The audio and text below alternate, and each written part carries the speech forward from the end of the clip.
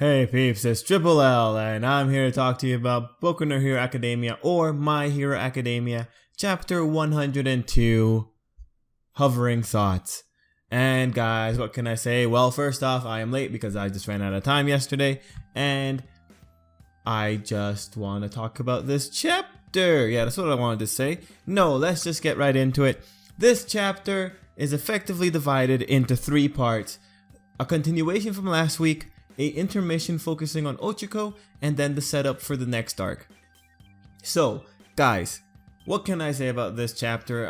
Where do I want to start? You know, the Ochiko thing, I'll leave it for the, I'll talk of it in parts. I'll talk about it in parts. So, let's actually talk about the continuation from last week. This week we find out who exactly got custom upgrades and what All Might's kind of doing. We get a bit of development for All Might. I think it would be really interesting because in this chapter he does set up that he is kind of realizing that he's already become someone that needs to be protected, and I just wonder if that feeling of futility is going to be something that's going to depress him, or something that he's going to try and use and spin it into some kind of new way of, or some kind of zen where he could teach students based from that perspective. I think that would be a very, very interesting kind of direction to take All Might, regardless of if he falls to his inferiority or if he rises in spite of it. Either direction I think will ultimately end up in a stronger All Might character wise. So I would very much love to see that kind of development continue with All Might.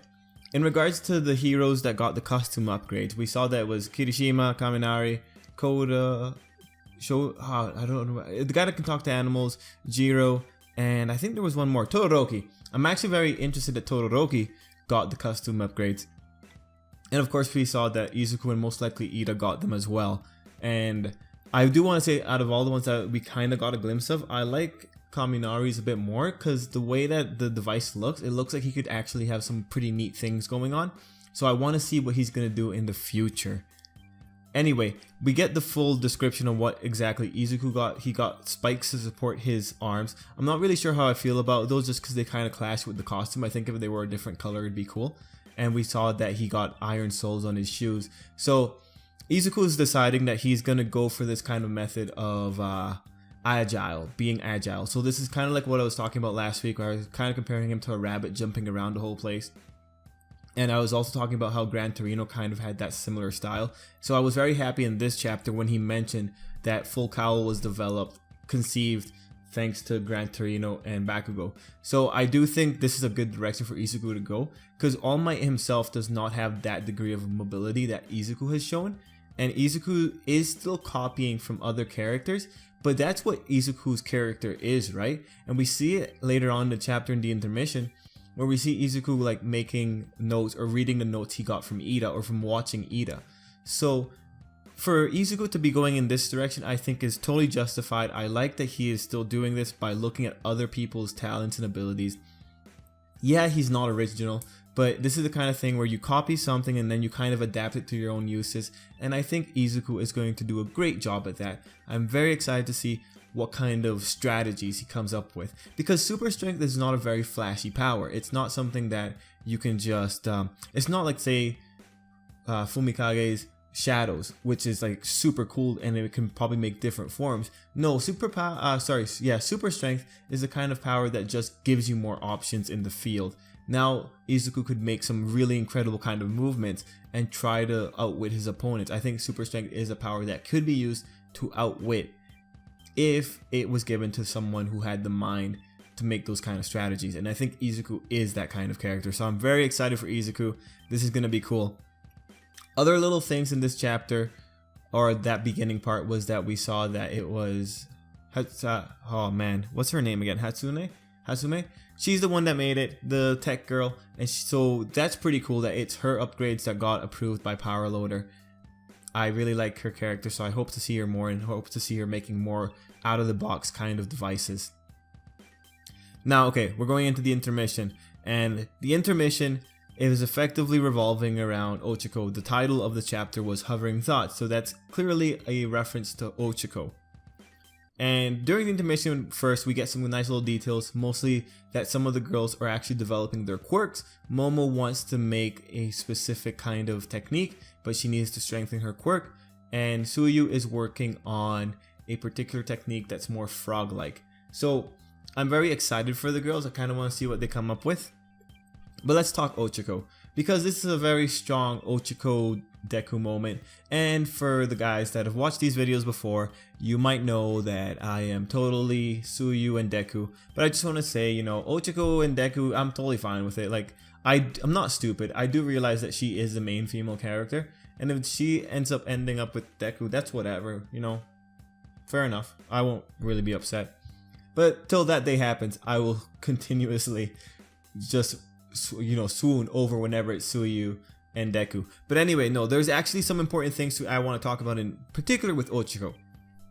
Because I don't think that whatever Ochako is feeling is just love or feelings of, you know, romantic feelings. And it's really divisive because when she says that it's not love, that could very easily be taken both ways, and both ways could be correct. It could be that she is lying to herself and it is love, and also it's also she's just admiring Deku and she's developing a bit of an inferiority complex. And the reason I want to bring up the inferiority complex in particular is because the first page of this chapter, if you look at it, right after we got the whole little exchange with Mei about the guys getting new upgrades to their costumes, Ochako was on the floor because she just couldn't handle Hasume's just crazy kind of personality going all over the place. And then she finally turns back and we see her face when Izuku's talking about effectively moving forward with his idea. Like, he wants to continue going forward. He wants to get these costume upgrades. So he's handling the whole upgrade process very much better than Ochako is in that particular scene, because she's on the floor in defeat. I don't want to say literally, but like symbolically she kind of is. So later on, when you have that intermission chapter and you have a situation where Ochako's not feeling great, and then she ends up seeing Izuku out the window, yeah, I'm not gonna lie, she's probably feeling some romantic feelings. But at the same time, seeing Izuku work so hard, there's no way that's not reminding her how inferior she is. Especially Ochako, because when you think about it, Ochako is nothing like Deku and Ida.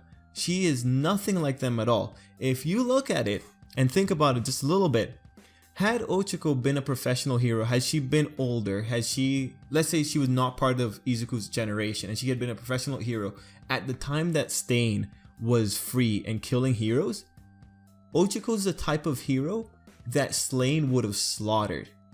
And we all know this, and this has been a big issue with Ochako from the beginning.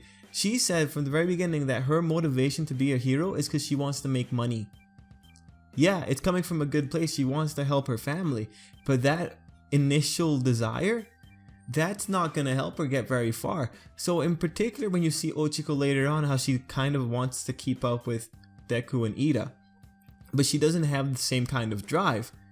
She's been developing this bit of an inferiority. And then when you have couple in like possible romantic feelings that she might have for Deku, and she sees him working so hard while she's just kind of lost in the waves, of course she's gonna feel kind of inferior. So that's what I think's overall happening to Ochako. I do think she's feeling the pressure just from like what she is as a character, and that's just the fact of the matter. Ochako is not like Izuku and Ida. That's just a fact.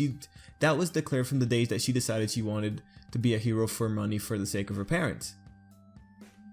So Ochako's character has been developed in that way, and even all her other little developments, her fight with Bakugo is also kind of expressing that.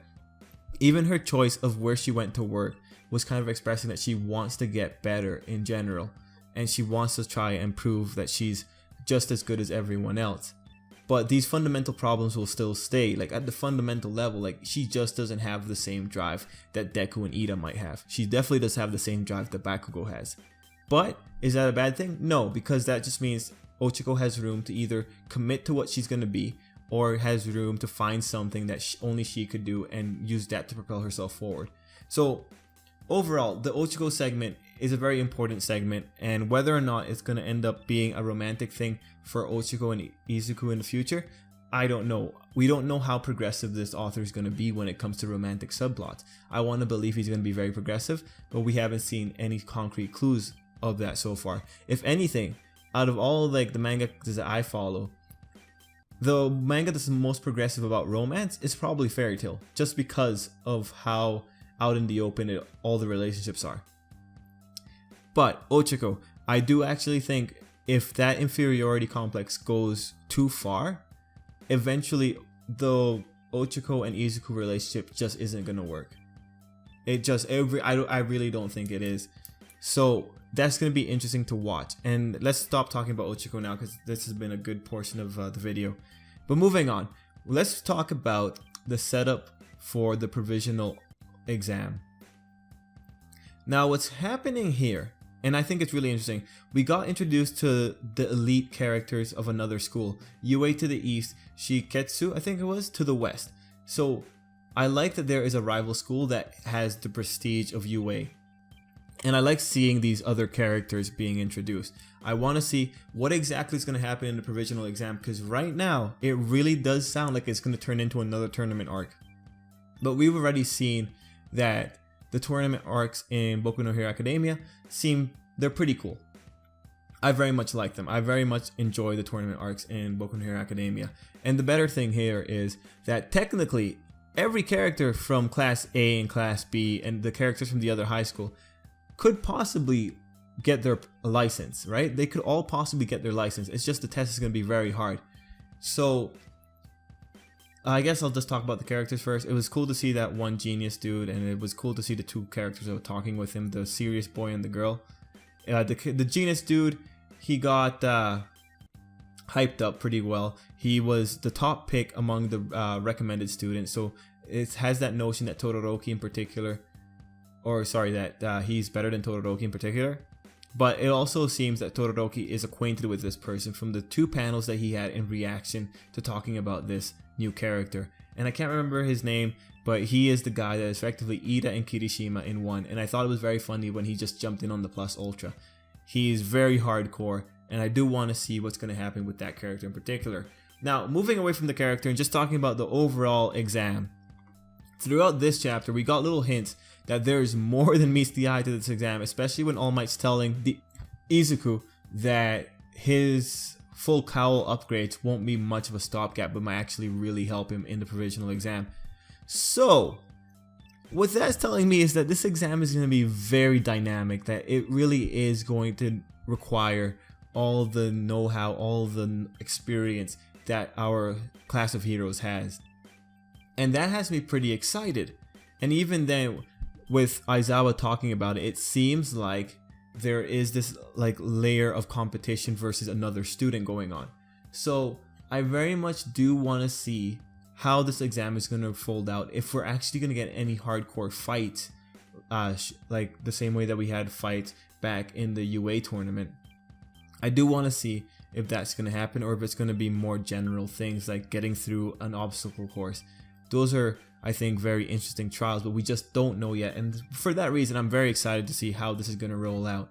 Now, I do want to say, this exam got hyped up by saying that there might be second years, there might be third years going to this exam. In other words, they have more than a year of experience on our class of heroes.